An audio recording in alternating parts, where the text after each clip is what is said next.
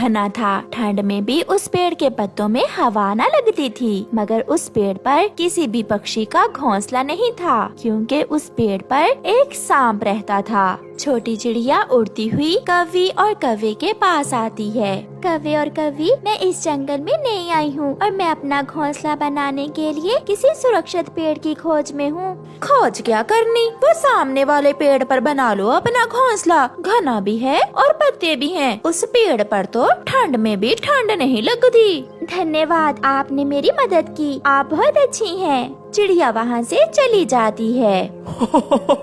गोरी गोरी, अब खाएगा वो बड़ा सांप छोटी चिड़िया को।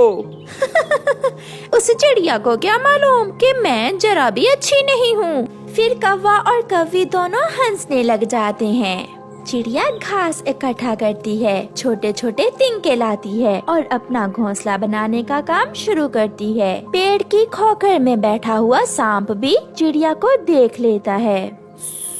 ये तो अकेली है, ना अंडे ना बच्चे। अगर अंडे होते तो क्या ही बात थी। शाम तक चिड़िया भी अपना घोंसला बना लेती है। मैंने घोंसला तो बना लिया, मगर इस पेड़ में तो खोखर है। अगर इसमें कोई सांप हुआ तो वो मेरे अंडों को पी जाएगा। मुझे जाकर देखना होगा। चिड़िया उड़कर पेड़ की खोखर के पास जाती है और डर जाती है। सांप सांप, यहाँ तो सच में सांप है। उन कौवों ने जरूर मेरे साथ शरारत की होगी। ना डरो चिड़िया, छोटी चिड़िया ना डरो। मैं बुरा सांप नहीं हूँ, मैं अच्छा सांप हूँ। मैं आपको नहीं खाऊंगा। सांप जी, मैं अंडे देने वाली हूँ। अंडे देने के कुछ दिन बाद ही मैं यहाँ से चली जाऊंगी। आप यहाँ रहें, यहाँ आपको कोई खतरा नहीं है, ना मुझसे और मेरे होते हुए ना ही किसी और से। मैं रक्षा करूँगा आपकी, मैं सेवा करूँगा आपकी। मेरे लिए कोई काम हुआ तो जरूर बताना। आज पहली बार देखा है कि सांप अच्छे भी होते हैं। जैसे इंसान बुरे और अच्छे होते हैं, जैसे चिड़िया बुरी और अच्छी होती हैं, कौवे बुरे और अच्छे होते हैं, ऐसे ही सांप भी बुरे और अच्छे होते हैं। आज से मैं तुम्हारा दोस्त हूँ। फिर चिड़िया वहाँ से उड़कर अपने घोंसले में बैठ जाती है। तुझे मैं नहीं खाऊंगा छोटी चिड़िया, मैं तो तुम्हारे ताजे ताजे अंडे पीऊंगा। हो हो हो हो हो हो हो। दिन गुजरते गए। कभी चिड़िया अपने दोस्त सांप के लिए कोई फल लेकर आती, तो कभी सांप भी अपनी झूठ मूठ की दोस्त के लिए दाना ले आता। कौवा और कौवी ये सब देखकर बहुत हैरान थे कि इतने दिन गुजर गए मगर अभी तक सांप ने चिड़िया को खाया क्यों नहीं है। एक दिन गोरी कौवी चिड़िया से कहती है, चिड़िया, वो सांप तुमसे क्या बातें करता है? वो तो बहुत खतरनाक है। कभी वो सांप खतरनाक होगा तुम्हारे लिए या फिर दूसरे पक्षियों के लिए? मेरा तो वो दोस्त बन गया है। ये देखो, ये दाना मेरा दोस्त सांप ही लाया है मेरे लिए। अभी वो नदी पर पानी पीने गया है और मैं उसके घर का ख्याल रख रही हूँ। ये सुनकर गोरी कौवी तो हैरान हो जाती है। दोस्ती, एक पक्षी की सांप से कैसे दोस्ती हो सकती है? क्यों नहीं हो सकती? वो सांप तो बहुत अच्छा है, वो मेरा बहुत ख्याल रखता है। तुमने बहुत अच्छा किया जो मुझे इस पेड़ पर घोंसला बनाने का मशवरा दिया। धन्यवाद गोरी बहन। ये सब सुनकर गोरी कौवी वहाँ से चली जाती है। गोरी, क्या कहा चिड़िया ने? कालू जी, मैं तो हैरान हूँ और परेशान भी। उस चिड़िया की तो सांप से दोस्ती हो गई है। ऐसा कैसे हो सकता है भला? इससे तो अच्छा था कि हम ही उस सांप से दोस्ती कर लेते। सब डरते हमसे फिर। वो तो एक अच्छा सांप है, हम तो ऐसे ही डरते रहे उस सांप से। तो क्या है, हम भगा देंगे उस चिड़िया को वहाँ से और हम करेंगे दोस्ती उस सांप से।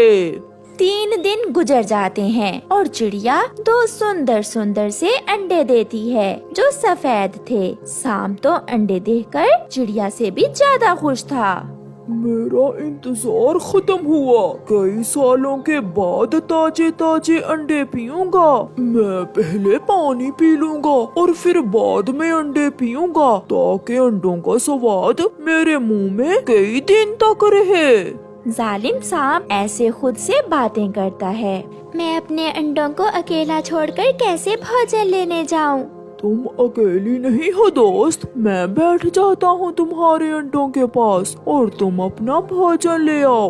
हाँ सांप दोस्त, आप तो मेरे दोस्त हो। ऐसे सांप अंडों के पास आकर बैठ जाता है और छोटी चिड़िया अपने भोजन के लिए निकल जाती है। थोड़ी दूर जाकर चिड़िया के दिल में ख्याल आता है, वो सांप है और मैं चिड़िया, कहीं उसे भूख लगी तो वो मेरे अंडे ही न पी ले। चिड़िया का दिल डर रहा था। डरती हुई चिड़िया रास्ते से ही वापस आ जाती है।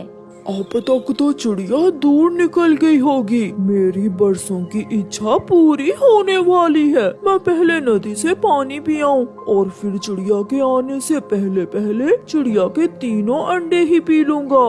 सांप नदी से पानी पीने चला जाता है। थोड़ी ही देर बाद चिड़िया भी वापस आ जाती है। सांप दोस्त तो यहाँ नहीं है। अगर उसे मेरे अंडों की चिंता होती तो वो कभी मेरे अंडे छोड़कर ना जाता। दूसरे पेड़ पर गोरी कव्वी ने भी 2 अंडे दिए थे। वो अपने पति कालू कव्वे से कहती है, कालू जी सुनो, इस पेड़ पर मुझे रात को बहुत ठंड लगती है। तुम जाओ और चिड़िया को वहाँ से भगा दो और हम अपना घोंसला उठाकर उस पेड़ पर ले जाते हैं। हाँ गोरी, अब तो हमें सांप से भी कोई खतरा नहीं है। जैसे उसने चिड़िया से दोस्ती की, ऐसे ही वो हमसे भी दोस्ती कर लेगा। फिर कालू कौवा चिड़िया के पास जाता है। चिड़िया रानी, अब तुम्हारा यहाँ से जाने का समय हो गया है। क्या मतलब कव्वे भैया, मैं समझी नहीं आपकी बात। मेरी पत्नी ने भी 2 अंडे दिए हैं और हम ठंड के दिनों में इस पेड़ पर रहते हैं। तुम किसी और पेड़ पर चली जाओ। मगर आपने खुद मुझे कहा था इस पेड़ पर घोंसला बनाने को।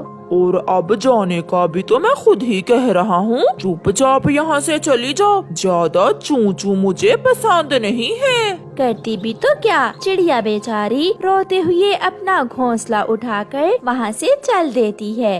कौवा और कव्वी अपना घोंसला उस पेड़ पर रख लेते हैं। जब सांप आएगा तो मैं करूँगी उससे दोस्ती की बात। नहीं, मैं करूँगा। इतने में सांप भी नदी से पानी पीकर आ जाता है। कौवा, तुम यहाँ क्या कर रहे हो और मेरी दोस्त चिड़िया कहाँ है? सांप जी, वो बहुत छोटी और कमजोर है। तुम्हारी उस छोटी चिड़िया से दोस्ती अच्छी नहीं लगती। आज से आप हमारे दोस्त बन जाओ। फिर सांप का ध्यान कौवों के अंडों पर जाता है।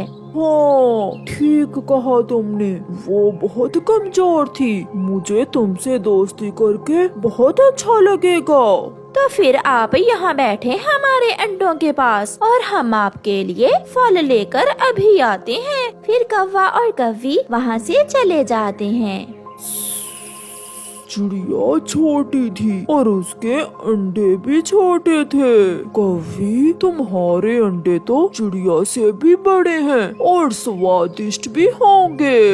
ऐसा कहते हुए वो सांप कौवों के अंडे पी लेता है और अपनी खोखर में जाकर गहरी और लंबी नींद सो जाता है। शाम को जब कौवे वापस आते हैं तो वहाँ ना सांप था और ना ही अंडे। हाँ, एक अंडे का खोल सांप की खोखर के पास पड़ा था। कालू, मैं लुट गई, मैं बर्बाद हो गई।